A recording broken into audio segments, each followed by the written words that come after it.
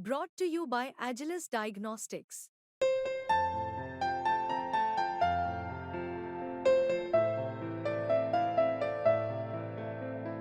Agilus Diagnostics.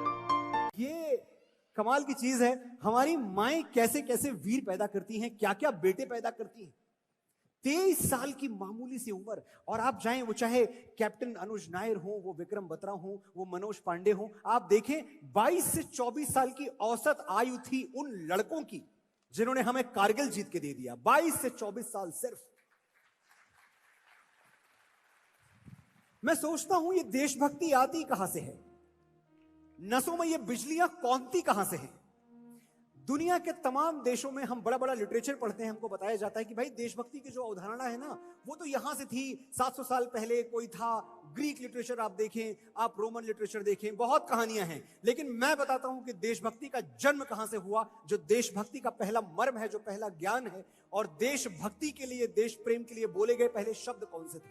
हमारे भगवान श्री राम ने जब लंका जीती, लंका पर विजय प्राप्त की, रावण का अंत किया, तो लक्ष्मण ने उनसे कहा कि भैया, लंका को हमने अपने बाहुबल से जीता है, लंका के सिंहासन पर आपका अधिकार है, लंका को आपसे अच्छा राजा नहीं मिल सकता, मैं आपके राज्याभिषेक की तैयारी करता हूं। भगवान श्री राम को यह भी नहीं पता था कि जब यहां से लौटेंगे तो उनको अयोध्या का सिंहासन मिलेगा कि नहीं मिलेगा, कुछ नहीं पता था। लेकिन हमारे भगवान ने कहा क्या, और जो मैं कहने जा रहा हूं ये देशभक्ति का पहला उदाहरण है। हमारे भगवान ने कहा, अपि स्वर्णमयी लंका न में लक्ष्मण रोचते। ये सोने की लंका मेरे मन को रुचिकर नहीं लग रही है, मुझे जंच नहीं रही है लक्ष्मण। अपि स्वर्णमयी लंका न में लक्ष्मण रोचते, जननी जन्म भूमिश्च स्वर्गादपि गरीयसी।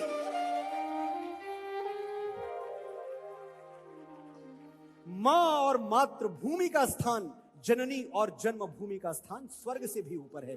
यह है देशभक्ति का पहला बीज। तो मैं ये मानता हूं कि हमारे देशभक्तों ने, हमारे विक्रम बत्राओं ने, हमारे मनोज पांडे ने, हमारे अनुज नायर ने शायद देशभक्ति भगवान श्री राम से सीखी है, या फिर मधुसूदन कृष्ण से सीखी है, जाने अनजाने, जो गीता में कहते हैं स्वधर्मे निधनम श्रेया। अपने धर्म के लिए, राष्ट्र धर्म के लिए मर मिटने से बड़ा श्रेयस्कर और कुछ हो ही नहीं सकता, ये कृष्ण ने कहा है। भले कच्ची उम्र में जिंदगी की शाम आ जाए। आप सोचें कभी कि क्या चल रहा होगा जब ये उड़ती हुई गोलियां अपने सीने में भर लेते हैं। इनके मन में चलता क्या है, क्या सोच रहे होंगे। ये हैं तो हमारे आपके बच्चों जैसे ही, ये हैं तो हमारे आपके छोटे भाइयों जैसे ही, कहीं अलग से तो बन के आए नहीं थे।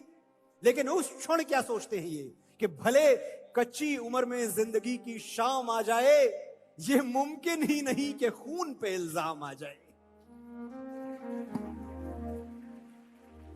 भले कच्ची उम्र में जिंदगी की शाम आ जाए, ये मुमकिन ही नहीं कि खून पे इल्जाम आ जाए। हमारे गांव में बहनें उसे राखी ना बांधेंगी, पलट के जंग से भाई अगर नाकाम आ जाए।